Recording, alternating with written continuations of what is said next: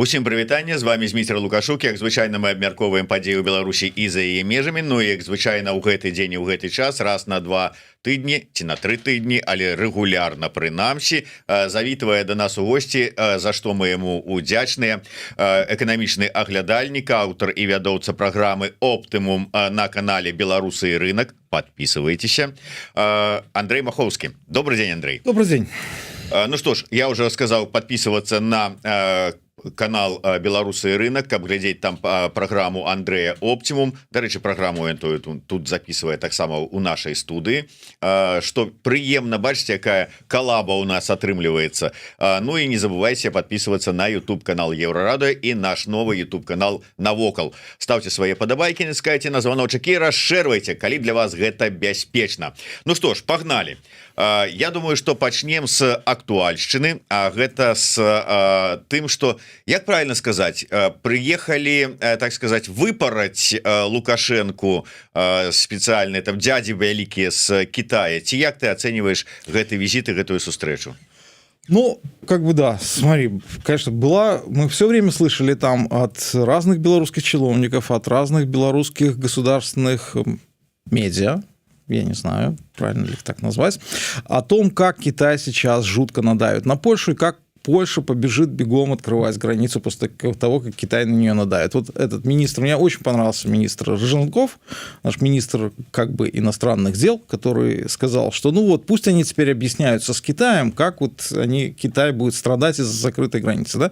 Ну, китайский министр был в Польше. Причем министр замежных справ. Да, к Лукашенко послали, как я понимаю, кого-то немножко пониже рангом, да, немножко пониже рангом, хотя я не очень разбираюсь в их иерархии. Но, наверное, все-таки министр иностранных дел, он поважнее. Вот.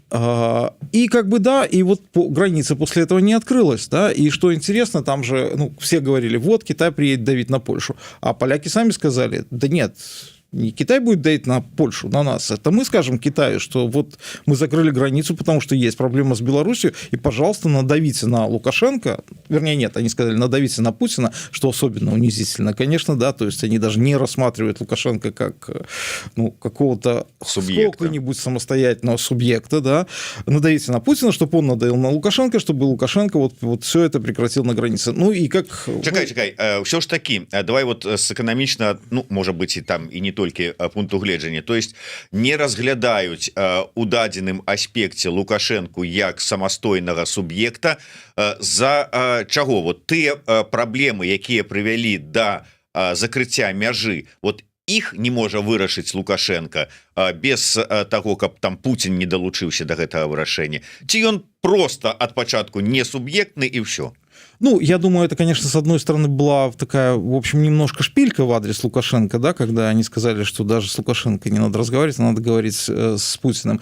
Ну, мы же знаем, какие проблемы на самом деле, вот чего Польша хочет и чего она добивается, она этого не скрывает, и я думаю, там, не надо искать никаких, я не знаю, конспирологических теорий, да, почему она закрыла границу, они совершенно честно прямо говорят, да, это вот мигранты, это вот сидящие по чоботу и другие польские граждане, и последняя капля – это вот совершенно наглый арест монаха, да, когда они даже не пытались сделать вид, что это не провокация, они даже не пытались придать правдоподобности.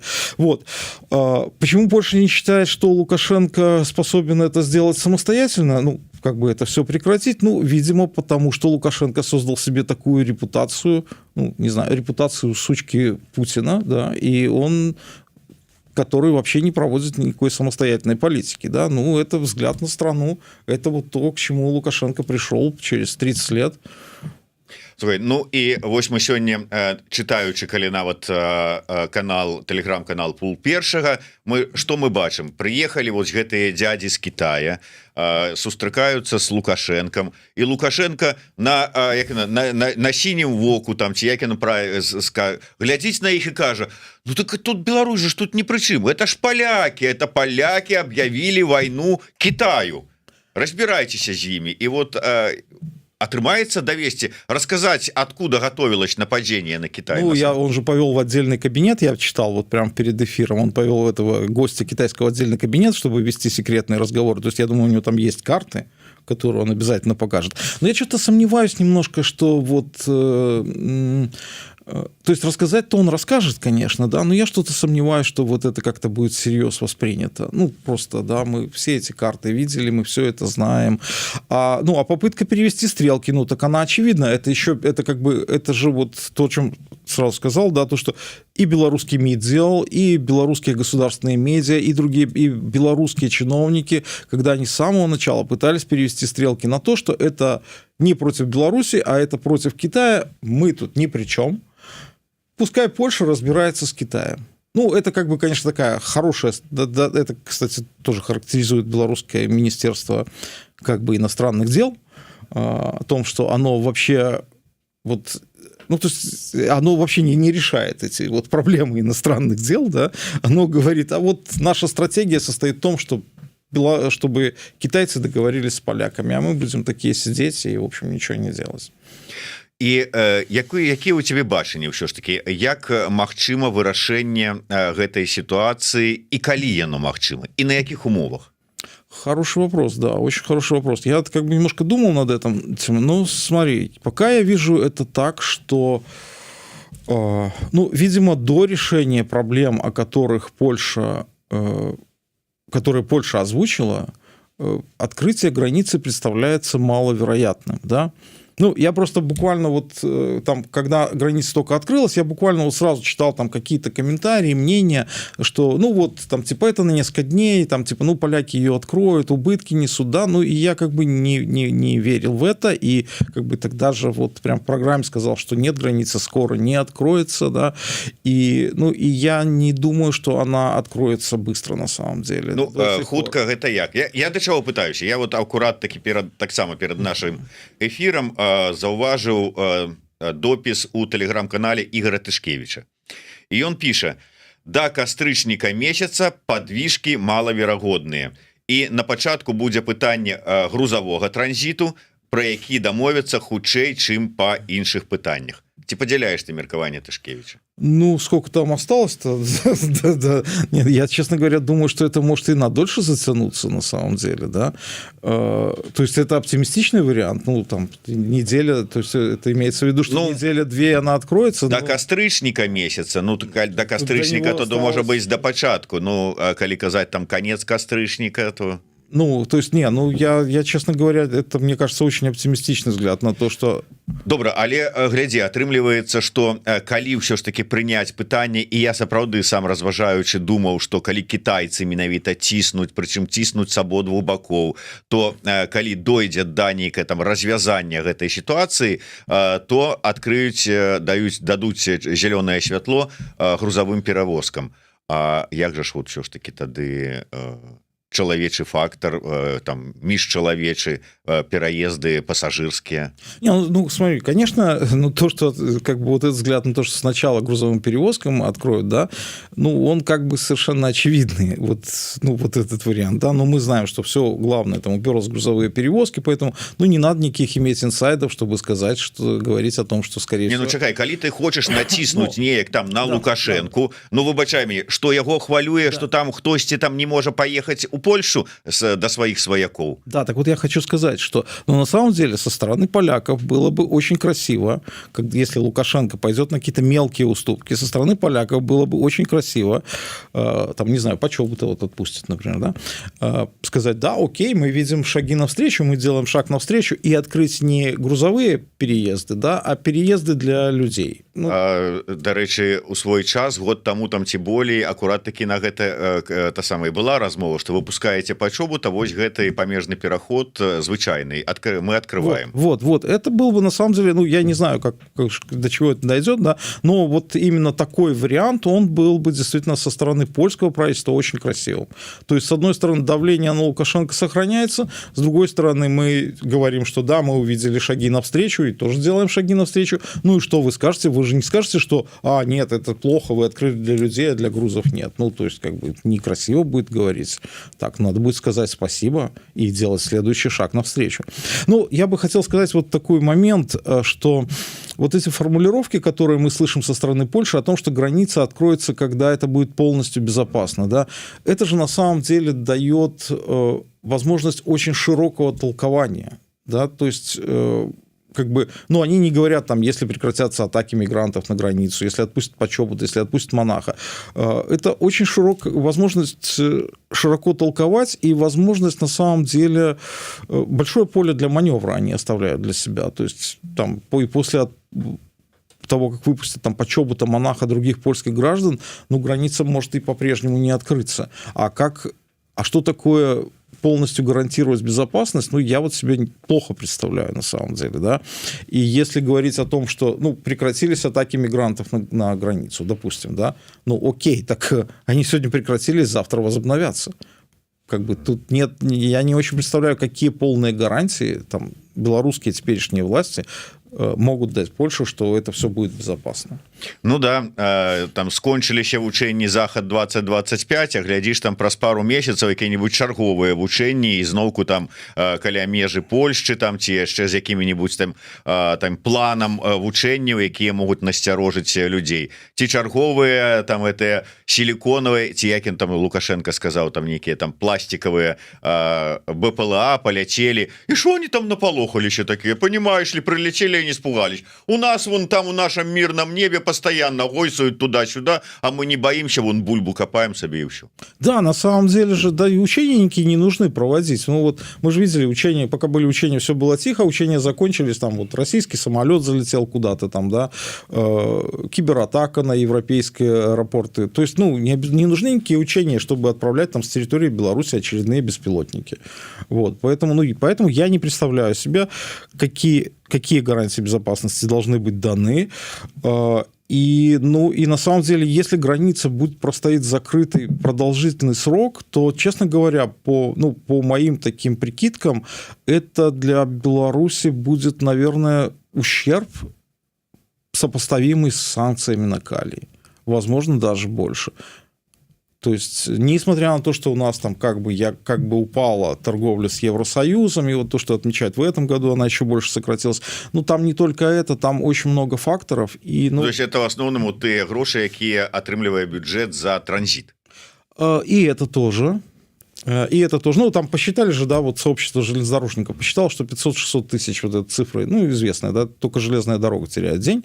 То есть, ну, это получается под 200 миллионов в год, ну, как бы, а это ж только железная дорога. Но не только это, на самом деле, нет. Это как раз такая, ну, верхушка айсберга вот этих проблем, потому что там проблем больше. Ну, во-первых, у нас есть торговля с Евросоюзом. Она упала, это правда. Там в прошлом году это было всего 1 400 миллионов долларов. В прошлом году мы поставили в Евросоюз. Ну, это, кстати, если так считать, Евросоюз на третьем месте, рынок третий по значению для Беларуси после России и Китая. Все еще, несмотря на все санкции. Да? Вот когда там Лукашенко идет в эту Африку, то надо понимать, что во все африканские страны, вот весь африканский континент, они продали товаров в прошлом году на 500 миллионов, и это был грандиозный рекорд, который в этом году повторить не получается. Да? Вот, поэтому, миллиард... и это тоже не самое главное. Там есть еще европейский импорт в Беларусь. А что такое европейский импорт в Беларусь? Мы без этого импорта все равно жить не сможем, потому что все равно нам нужен. Если он будет, то есть он все равно каким-то образом к нам будет европейский поступать. Европейский импорт в Беларусь, ты говоришь про яблоки польские? Ну, польское яблоко – это вообще отдельная история, да, это вообще абсолютно отдельная история. Вот, ну, вот на самом деле, сейчас я вот... до яблок давай, мы вернемся, давай. Да. Вот, потому что, смотри, то есть этот импорт все равно будет заходить в Беларусь каким-то другим образом, там, через Турцию, например, как это сейчас, или через Россию. Но если его возить дальше, то он же, соответственно, будет дороже, да? Ну, это же очевидно. Если его возить через Литву и Латвию тоже, то с учетом загруженности той границы он тоже будет дороже. Мы смотрели, видим сейчас, что перевозчики говорят, что цены на перевозки в Беларусь выросли уже в 2,5 раза из Евросоюза. То есть, А что такое импорт, цена которого растет? Это уже давление на инфляцию, потому что эти же цены отобьются на ценах белорусских, и это значит, что рост цен будет больше. Поэтому, и это тоже. И я молчу уже о том, как мы теряем любое свое значение, почти последнее, что у нас оставалось, наш смысл последний для Китая. То есть там еще остаются дешевые калийные удобрения, но все-таки транзит, он был гораздо важнее. Вось, дарэчы, пра важнасць гэтага транзіта. Наколькі для Китая все ж таки гэта страта гэтага маршрута, яна балючая? Ці сапраўды гэта тое, за што Китай зараз прачнецца дракон и будзе змагацца там до апошняй каплі крыві? Смотри, я, конечно, читал очень смешные, даже не комментарии, это не комментарии в интернете, а это комментарии некоторых, не знаю, экспертов. И нават не канапных. Да, это да, которые расписывали, как это прям уничтожит всю торговлю между Китаем и Евросоюзом, да? На самом деле нет. Не уничтожит. Потому что, если я правильно помню цифры, то, по крайней мере, по состоянию на прошлый год, этот железнодорожный транзит, он давал, это было 4% от всего китайского экспорта в Евросоюз. То есть, учитывая, что это Китай, и у него, в принципе, экспорт огромный, да, это большие цифры. Это порядка 25 миллиардов евро за прошлый год экспорт. Но это все равно только какая-то маленькая часть. То есть для Китая это не катастрофа, ни для Китая это не катастрофа, ни для Евросоюза это не катастрофа. Торговля не прекратится. Торговля все равно в основном идет по морю, морским транспортом, потому что это дешевле, чем возить ее по железной дороге. Другое дело, что по железной дороге получается ее возить надежнее, быстрее и надежнее, потому что, море, там еще и пираты эти грабят там караваны судов. Поэтому это важная тема для Китая. Это чувствительные потери и для Китая, и для Европейского Союза. Но это не катастрофические для них потери. Для Беларуси это все гораздо болезненнее. Зразумела. Слухай, давай тады паглядзім, все ж таки няма яшчэ пакуль што канкрэтных там высноваў і вынікаў гэтых сустрэчаў, калі нам іх і паведаміць бліжэйшым часам. Але давай, можа быць, троху шырэй возьмем. Вось Вожык Патрыёт піша: ужо пайшлі каскадныя заторы на межах Літвы і Латвіі. Такімі тэмпамі можа адбыцца агульнае закрыццё мяжы? Маецца на ўвазе межаў, што дойдзе і што і Літва з Латвіяй таксама перекрыють. Да, этот риск есть. Этот риск на самом деле есть. И, мы же мы видели, да, Литва не закрыла границу, слава богу, но там литовское, по-моему, Министерство внутренних дел, если я не ошибаюсь, сказало, что у литовских пограничников есть инструкция, как оперативно закрыть границу в случае возникновения любых провокаций. И там он перечислял, какие провокации, это типа БПЛА, это какой-нибудь залет в воздушное пространство, это появление каких-то непонятных вооруженных людей перед границей. То есть у них уже есть эта инструкция. То есть граница может закрыться с Литвой автоматически, фактически автоматически. То есть сначала там схема, как он объяснил, такая: сначала они закрывают границу, а потом уже литовское правительство собирается и решает там, правильно закрыли границу, неправильно, насколько ее закрыть, что надо сделать, чтобы ее открыть. То есть, это уже на столе лежит, и это очень опасно. Не знаю, как с Латвией, но по крайней мере, с Литвой. А если останется одна Латвия, что там влезет в это латвийское окошко? Там, здаецца, ввогуле один пераход. Добра, давай тады ты закрануў тэму, што з-за таго, што тавары тыя ж самыя еўрапейскія ідуць у абыход, даражае іх пастаўка, даражае ўсё, і адпаведна растуць цэны, адпаведна расце інфляцыя. Што нават не хавае Галоўченко. Той же самы Вожык Патрыёт пытаецца: Галоўченко здолее справіцца вось с этой сітуацыяй, стрымае інфляцыю, ёсць надзея? Короткий ответ: нет. Надею, не справится. Не справится. Но на самом деле, справедливости ради, хочу сказать, что он и не пытается. Даже Лукашенко отметил, что Нацбанк у нас ничего не делает с инфляцией и ценами. То есть даже Лукашенко это заметил. Что Нацбанк сказал, что Нацбанку надо как-то активнее работать. А Головченко на это объяснил, что белорусская инфляция, она чем хороша? Она хороша тем, что в белорусской инфляции нет никаких монетарных факторов. То есть, мы тут ни при чем. мы ничего сделать не можем. Если кому надо, вот пусть правительство с инфляцией и ценами разбирается. То есть каким методом? Методом регулирования вот этого цен. И опять, Головченко же признал, что инфляция в этом году будет немножко выше, чем, как он сказал, чем мы планировали, 5%. Сейчас она в 1,5 раза выше, чем планировали. Ну, а что такое немножко, да? Немножко ж понятие растяжимое там. 3% туда, 3% сюда, а где 3%, там и 5%, в общем-то, а где 5%, там может и 10% быть. Поэтому он и не собирается ничего с этим делать. То бок инфляцию стрымліваць не будуць. Не. Я имею в виду, что они не будут ее сдерживать. Они ее сдерживают, ну, как бы у нас же это регулирование цен действует, его же не отменяют, да. Они не будут ее сдерживать, ну, как бы общепринятыми методами. Они будут ее сдерживать, вот как они ее сдерживают вот этим регулированием цен. Регулировать цены трудно уже. Ну, то есть уже регулирование цен не помогает, поэтому вот пришлось признать, что инфляция будет выше, чем планировалось. Вот. Но они будут это делать, они будут регулировать цены. Я не думаю, что они прям вот возьмут и отпустят цены там на свободу. Ну і мы ўжо маем досвед не заўсёды станоўчы, да чаго прыводзяць рэгуляванне цэнаў. І чаго чакаць тады ў такім выпадку? Белорусская экономика имеет богатейший опыт регулирования цен, просто богатейший. Взялся за яйца, молоко пропало, да, это же, ну, классика просто. Так, ну, я бы сказал, значит, что у нас может быть. У нас не будет тотального дефицита, да, какого-то, ну, я как бы, ну, не жду никакого тотального дефицита, но нет, да. Но у нас могут возникать перебои с теми или иными продуктами. Ну, вот как у нас были перебои с картошкой, капустой, там, с луком, да, тоже тогда же никто этого особо не замечал, но были перебои с макаронами, что интересно. Вот, в Беларуси, ну, просто картошка все затмила. То есть будут перебои с отдельными товарами. Ну, вот яблоки как бы прям вот напрашиваются. Свининка там та же. Слухай, давай все ж таки да яблоки, калі мы ўжо другі раз звяртаемся да гэтай тэмы, прагаворым. Слухай, ну вот восень, ну фактычна толькі пачалася. Самы яблычны сезон. Здавалася, ну как бы, а яблок хапае, ну нібыта. І ўжо зараз Лукашенко кажа, что казаў троху раней, что якія польскія яблоки, как бы ни в коем случае этих вот вообще надо с этой яблочной иголки злазить польской.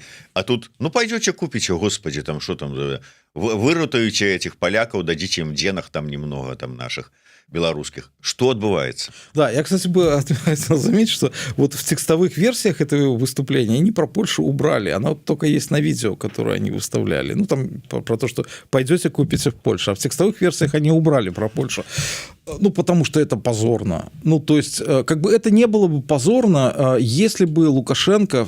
Ну, как минимум 10 лет. Там я первое совещание, я вот там недавно смотрел, первое совещание на эту тему большое, он проводил в 2014 году, и тогда он сказал, за 2-3 года решить проблему, чтобы у нас были только наши импортные яблоки, только наши импортные, наши яблоки, да. Креветки белорусские. Только вообще. Наши яблоки, чтобы никаких яблок из импортных там не было, потому что, ну, яблок у нас хватает, на самом деле, ну, а что Беларусь? Беларусь, Польша рядом, что не выращивать-то яблоки, ничего такого в этом сложного нет, вроде бы. Вот, это 10 лет назад. Потом, через 10 лет, в 2024 году он поехал на какое-то там фермерское хозяйство и тоже рассказывал про то, какие белорусские яблоки замечательные, насколько они лучше польских яблок. Ну, в общем, про это легендарное белорусское качество. Оно, может, качество и легендарное, но у нас уже и яблоки по весне белорусские тоже становятся такими легендарными. Потому что, ну, я на самом деле не знаю, почему у них это не получается, потому что нужны, наверное, какие-то сорта, которые долго хранятся, нужны какие-то условия хранения, ну, нужна как бы, как-то вот... Ну, и не обязательно это делать на высоком государственном уровне. Вот, в принципе, если бы у людей была возможность нормально работать, то они бы, наверное, как-то и сами справились с тем, чтобы вот в Беларуси хватало своих яблок. А Лукашенко уже 10 лет, вот он, да, борется за то, чтобы в Беларуси были яблоки свои, но вот приходится буквально в пятницу, да, говорить о том, что не хватит тебе яблок, купишь в Польше. А в Польше уже не купишь. А чему? Ну, границы. Ну, только за мяжи? Ну, слушай, ну, провязуть там где-нибудь. Не, ну, там конечно, сбоку. конечно, они же дороже будут теперь. Ну, зато смачнее. Слухай, вот вельмі там даволі часта і мы тут с тобой, ты ў сваіх іншых аўтарскіх праграмах на праграме Оптымум на канале Беларусы і рынок, подписывайтеся, кажаш про тое, что ну вот праблемы з гэтым, недахоп вось гэтых там тавараў там ці паслуг там ці яшчэ што-нибудь, вот рост коштаў з-за гэтага на гэта і гэтак далей. У той же час там прыязджаюць якія-нибудь, я уже нават не кажу там расіяне там у Беларусь, а нават там беларусы вот паглядзіце, зайшоў там умоўна там у Грын, зрабіў фотки, паглядзіце, да колбас завались на любы выбор, там мяса калі ласка, вы ў сваіх Польшах такога выбора грэчкі не бачылі, як тут у нас ёсць, усяго хапае, шо вы там нагнетаете? Что ты нагнетаешь? Смотри, на самом деле, как бы, да, это интересная вещь, и я тоже там сталкиваюсь регулярно, когда разные люди, даже хорошие люди, говорят, ну вот зря вы наговариваете на белорусскую экономическую модель. Ну, посмотрите, все же работает, зарплаты растут, там вот эти годы, экономика растет, инфляция, ну, как бы она все равно выше, чем у наших западных соседей, ну, по белорусским понятиям она низкая. Вот, и... Как бы, ну вот это вот видеть, что все хорошо, это если не заглядывать слишком далеко назад. А вот стоит нам только посмотреть вооруженным глазом лет там на 5, 10, 15 назад, и мы видим, что у нас уже бывало хорошо, а потом становилось плохо. Ну, то есть, как бы оно все время идет вот как такая дурная бесконечность. По кругу одно и то же, да, они закачивают деньги, там что-то, они чем-нибудь пользуются, там вот возникает какая-то там возможность мутить схемки, как это было там в 2014-2015 году, да. И да, хорошо, оно все развивается, но вместо того, чтобы воспользоваться вот этим и как-то перестроить экономику, они просто живут, ну, как такие, как временщики, да, они вот этот ресурс растрачивают, а потом становится плохо. А потом мы видим кризис 2008 года, 2011 года, 2014 года, 2022 года. Я не говорю про кризис 98 года. Ну и вообще 90-е годы. Ладно, это уже мы забудем, да. То есть, ну, у Беларуси была прекрасная возможность, как, кстати, у России, высокие цены на нефть. Нулевые годы. Мы могли отстроить прекрасную экономику, сделать, да, за это время. А что мы строили вместо экономики? Мы строили дворцы ледовые. Ну, ледовые и все остальные дворцы. Но потом вот эта вот халява кончилась. Потом случился кризис, цены на нефть перестали так расти, и мы получили 2008 год, когда девальвацию 2009 года, 9-го, да? Когда Лукашенко, если помнишь, 31 декабря в новогоднем обращении, то есть ничего ж святого, обещал, что девальвации не будет, да? А на следующий день она как бы и случилась. Ну, сурошили. Шкада не было тады збеглых, все повесілі на іх. Вот. Дарэчы, можа тут таксама сапраўды вот ўсё тое, што зараз адбываецца, ну вот збеглыя, як яны кажуць, вінаватыя. Не, однозначно виноваты. Я не знаю как, но однозначно виноваты. Конечно. Ну, не Лукашенко же виноват. Ну, как бы... Не, ну тут ты на святое, понятно, тут как бы не понятно. Замахивайся. Поэтому да. Дарэчы, а вот тут было пытанне ад Гэри Дэвідсона. У гэтай сітуацыі ці падымуць эканоміку высокатэхналагічныя пакистанцы? Ну да, да. А вот хороший вопрос. Кстати, хороший вопрос, реально. Очень хороший вопрос. Когда у нас заговорили про 150 тысяч пакистанцев? В марте, да, по-моему? Ну, что-то да, по весне. В марте или апреле. Сегодня у нас уже октябрь, и вот была на... Ну, еще не кострычник, ты уже тут как бы хорошо, не приспешиваешься до открытия мяжи. Пока что вересень дальше, ну, почти. И вот как раз я читал на Позерке, по-моему, они изучили рынок предложение труда в Пакистане, да, и так вот в Беларусь там есть 260 вакансий. Ну, то есть 150 тысяч, да, которых Лукашенко собирался привести, и 260 вакансий, которые сейчас предлагают пакистанские вот эти компании по трудоустройству. То есть, ну, как бы, вот мы же тогда, кстати, с тобой говорили, да, и я говорил... Вот сразу, когда он объявил, да, мы с тобой говорили, я тогда говорил, что ну никакие пакистанцы в Беларусь ни в каких товарных количествах не поедут. Не поедут сюда ни 150 тысяч, ни 100 тысяч, ни даже 50 тысяч не поедет. То есть, ну, поедут, ну, десятки поедут, может, даже сотни поедут. Ну, кстати, сотни так и не поехали. Я тогда слишком оптимистично смотрел на белорусский рынок труда. Вот. Ну, 150 тысяч не поедет, потому что нечего им тут делать, потому что в Беларуси нечего предложить трудовым мигрантам из любой страны. Потому что, несмотря на весь этот наш рост зарплат, зарплаты у нас абсолютно не конкурентоспособны. Но да они лучше в Молдову поедут, там зарплата сейчас выше, чем в Беларусь. Или в Армению. Ну, дарэчы, да, скажем так, кажешь, Молдова уже обогнала. Ну, да, Молдова обогнала, Армения обогнала. Да, господи, вон в Казахстан могут поехать, это как бы страна-то ближе. Я уж не говорю про Великобританию, которая вот, ну, прям совсем ближе для пакистанцев, чем Беларусь, да? Ну, так это ж, господи, визаир сел и нормально. Не, ну и с языком проблем нет. Ну, дарэчы, да. Слухай, а ўсё ж таки, что по вакансиях у Беларуси в самой? Какая ситуация? Ну, смотри, я так понимаю, что сейчас острота проблемы с вакансиями, она начала снижаться по сравнению с тем, что было. Это, кстати, мы тоже, по-моему, говорили тогда. Да, але причина снижения. Да, вот, дарэчы, паначка, я просто вот как бы меркаванне, каб было прысутнічала і наших гледачоў. Паначка піша: по вакансіях дасягнули плато. Думаю, за прадпрыемстваў, што яны на мяжы спынення. Любое прадпрыемства мае мінімум контрактаў, месяца на 3, нема заказаў, асцярожнічаюць з наймом. Правильно, Синя? Абсолютно с этим согласен. Абсолютно с этим согласен. И вот когда мы тогда весной говорили, я говорил, что у нас перестанут расти вот этот дефицит на рынке труда к осени, потому что у нас экономика начинает снижаться. Если вы меньше производите, вам нужно меньше людей. Ну, то есть вы не нанимаете уже новых людей, да? Как бы нет уже той погони за работниками, которая была вот год назад. Как бы и... Ну, война ж працягваецца, заказы, здаецца ж, ёсць с России, ці нема? Ці што адбываецца? Ну, заказы-то российские военные есть, но военная экономика, это все равно, да, мы зарабатываем там, если смотреть вот на какие-то цифры, да, и вот такие абсолютные, да, там вот там 50 миллионов заработали на контракте, вот 60 миллионов заработали на контракте. Ну, это ничтожная доля в экономике. И вот эти военные заказы, они, собственно, в России-то еще как-то поддерживают рост военные заказы, но это все равно, это ничтожная доля в экономике. А их на всю, чтобы всех занять в Беларуси, их не хватит.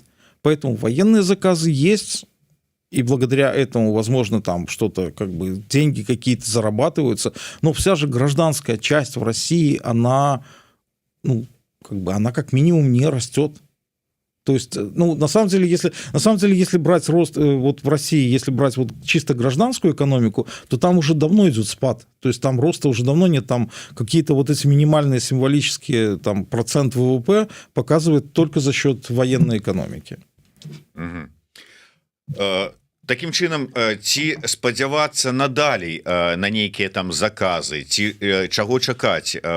Здаецца ж, Лукашенко ўзяў сабе за мэту паставіць і перабудаваць беларускую эканоміку по максимуму на военные рейки. Ну, я думаю, что того максимума, который у него есть, он уже, в принципе, и достиг. Как бы больше уже нельзя, потому что есть естественный предел. Но если у вас эти военные заводы загружены там на, не знаю, на 80%, да, то их нельзя загрузить больше. То есть, нельзя загрузить производство еще сильнее. Просто негде этого делать. Да? Если у вас завод работает 3 смены, так он не может работать в 10 смен, условно говоря, например. Да? Поэтому там просто некуда загружать. Там вот этот предел экстенсивного, как бы, роста, он уже исчерпан. Все.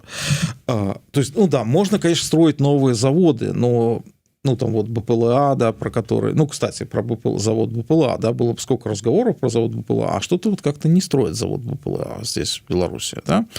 Может, просто информация не доходит? Возможный вариант. Это может быть такой абсолютно возможный вариант, либо есть еще один вариант.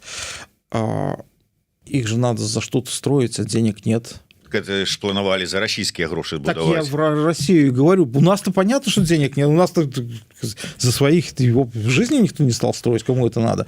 В России денег нет. В этом-то и проблема. В российском бюджете нету денег, и строить еще одно какое-то производство, даже на военку в России уже денег не хватает. То есть там бюджет достиг каких-то уже рекордных показателей, да, по сравнению с тем, что планировалось. По-моему, 2% ВВП бюджет сейчас в России, а изначально его планировали 0,5%, если я не ошибаюсь. Ну, то есть много. В России вон налоги собираются повышать, потому что денег в бюджете не хватает. Расходы социальные сокращают, ну, гражданские. Ну, поэтому, ну, может, на новый завод просто денег нет. Ну, можа быть, да. Дарэчы, пра грошы і пра банкі, калі ўжо загаварылі, то давай ўжо загаворым і пра курсы валют. Таксама любімая і намі, і нашымі гледачамі. Долар, как бы, чаканні былі, што, можа быць, пачне расці там з-за пэўных вот этих всіх... Так он и растет же. Ну, кажа, что наоборот, как бы, курс ну, снижается. В течение там недели, это же маленькие колебания, на это вообще не надо смотреть, да, там. Ну, уже было $3.10 курс, да, вот уже было. Сейчас, сегодня, по-моему, 3 рубля 5 копеек. Ну, то есть он растет, и он будет расти. Ну, и как мы видим, на самом деле, для того, чтобы ему вырасти, да, в смысле, с ним это может случиться очень быстро. Вот путь от меньше, чем 3 рубля за доллар до 3 рубля 10 копеек за доллар курс прошел, по-моему, за 5 дней. То есть вот 10 копеек он добавил за 5 дней. Да? Там что-то происходит, ну он же от российского рубля зависит, там что-то происходит, там налоги в России уплачивают компании, появилось много денег на, ну, как бы продажа долларов выросла, курс, соответственно, чуть-чуть припал. Ну, глобально, ну, тут как бы, ну, тут, как сказать, как такое слово, ну, тренд общий, да, на то, что он... доллар как бы будет дорожать в России, а, соответственно, он будет дорожать в Беларуси. Тут вариантов-то особых нет. Пытанне было, не ведаю, наколькі яно да цябе і наколькі гэта праўда, але Вожык Патрыёт кажа, чыноўнікі заяўляюць, што жытло ў рэгіёнах пабудавалі, а яно цяпер прастойвае. Няўжо немагчыма даць дармовыя ўмовы, каб не прастойвала і людзей у рэгіёны прыцягнуць. Слухай, наколькі гэта адпавядае рэчаіснасці? Я чытаў навіны, што, скажем, нават у тым жа Гродна, здаецца, квадратны метр жытла некага там гістарычнага ці пазагістарычнага максімуму дасягнуў. У Мінску таксама жытло скупляюць і там таксама растуць. А тут вот такая ситуация. Ну, я, честно говоря, не знаю об этом, да, ну, не знаю об этом на самом деле вообще ничего. Не, ну, мы можем представить себе вариант, да, при котором жилье построили за государственные деньги, да, но из-за вот этих высоких цен на жилье купить его люди не могут, потому что, ну, особенно в регионах, особенно в районных центрах, люди-то сейчас в Минск как бы едут на работу, купить люди его не могут, и вот это построенное жилье, оно, ну, действительно простаивает. Ну, или даже не за государственные деньги его построили, а, ну, у нас же там, типа, цены на жилье растут, да, бум, и компании, ну, все вкладывались в то, чтобы строить жилье, а как бы, ну, цены стали слишком высокие, компании сбрасывать цены не хотят, потому что для них это, ну, будет убытки или неполученная прибыль, а люди купить за такие деньги не могут. Ну, то есть тот факт, что жилье там стоит безумных денег, он как раз, ну, скорее подтверждает, что, ну, вот, как бы, да, что в моменте площади могут простаивать, пока цены на них не сбросят.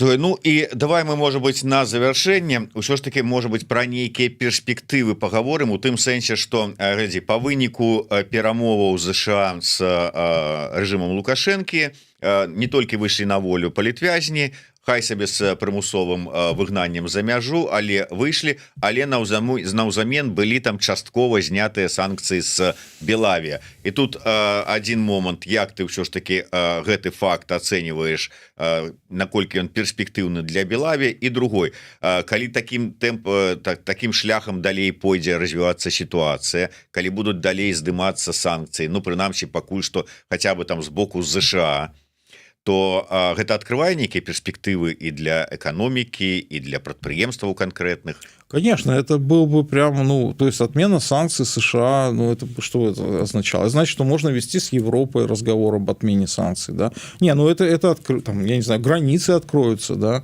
Ну, то есть европейские. Ну, как бы это прям отличные перспективы открывает для белорусской экономики. Вот это чисто теоретическая возможность того, что Лукашенко, во-первых, отпустит тех людей, которые сидят, а во-вторых, перестанет набирать новых заложников. Ну, то есть, как бы, потому что, ну, когда, ну, не знаю, когда он людей освобождает, а в это время берет в плен еще больше, ну, это как бы, ну, такой вариант. То есть хорошо, что люди выходят, да, но как-то вот все-таки надо как-то связывать и то, что в стране нужно прекращать вот это вот все, да. То есть в этом прекрасном новом мире, в котором Лукашенко отпускает заложников, перестает набирать новых. Ну, мало того, что мы получим там отмену санкций, откроются границы, мы получим еще и внутреннюю политическую нормализацию, при которой, ну, какая-то часть уехавших из страны людей захочет вернуться, да? Ну, как бы хотя бы какая-то часть. Там у нас 600 тысяч уехало, ну, сейчас уже, наверное, больше, чем 600 тысяч. Это на начало года оценивали 600 тысяч. 600 тысяч уехало, но какая-то часть этих людей вернется.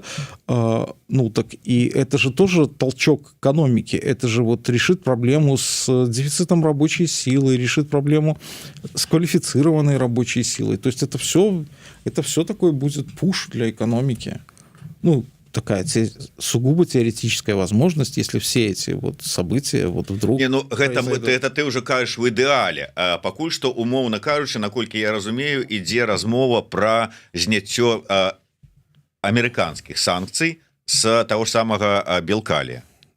І вот што далей? Ну вот амерыканцы кажуць, так, вы выпускаеце там групу, там 200-300, не марым, конечно, про 1400, але 200-300 человек мы здымаем наши американские санкции с Белкалий. Что далей?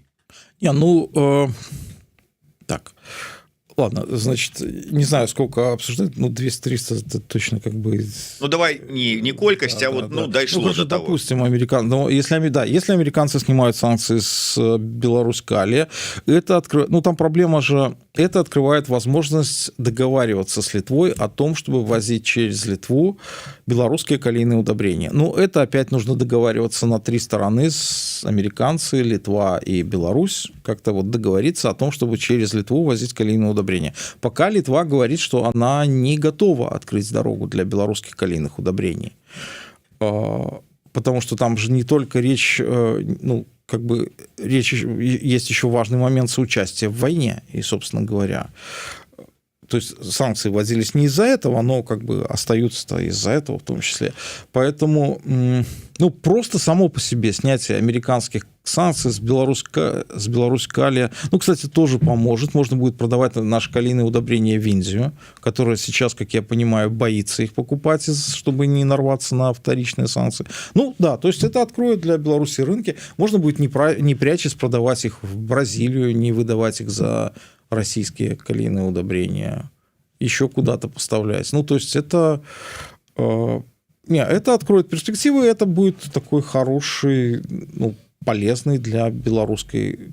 Ну, получится возможность зарабатывать что-то. Это не радикально изменит там ситуацию, да, это не будет там полное счастье, но это позволит зарабатывать какие-то дополнительные деньги и, ну, наверное, довольно неплохие деньги. Потому что то, как мы сейчас продаем калийные удобрения в Китае, это, конечно, позор. Но позор не позор, але дае магчымасць туру у чаце рэфарматараў горда гаварыць, што нам тыя санкцыі, мы з Кітаем гандлюем і вус не дуем. Ну да. Ну, гэта вот шматзначны адказ на аргументацию пропагандистов. Я просто даже не знаю, чем это все прокомментировать, да, потому что, ну да. Позорышча, вот уже сказано было одним словом, да. Вот что это такое. Дякую вялікі. Я нагадаю, что у нас у гостях был у регулярным нашим стриме экономічным аглядальнік, аўтар і вядоўца программы Оптимум на канале Беларусы и рынок Андрей Маховский. Подписывайтесь на его программу и не забывайте подписываться на YouTube канал Еврорадио и наш YouTube канал Навокал. Ставьте подобайки, натискайте за звоночек, расширвайте, калі для вас гэта бяспечна. Ну и, дарэчы, там есть магчымасць падтрымаць нашу працу. Таксама далучайцеся, мы будем удзячныя. До сустрэчы, жыве Беларусь. Жыве Беларусь.